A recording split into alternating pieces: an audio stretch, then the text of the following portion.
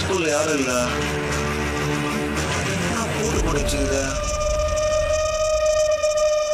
எத்தனை ஃபோன் பண்றா?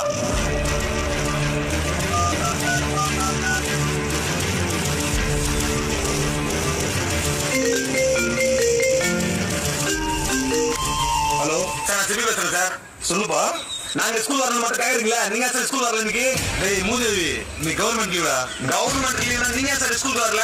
கவர்மெண்ட் லீவ்னா ஸ்கூல் லீவுடா. அப்போ ஸ்கூல் லீவ் விடுவாங்க, எங்க லீவ் விட மாட்டாங்க சார். டேய் இவ்வளவு லீவுடா. அப்ப எங்களுக்கு ஸ்கூல் லீவுடா. அப்ப நீங்க சார் ஸ்கூல் வரல?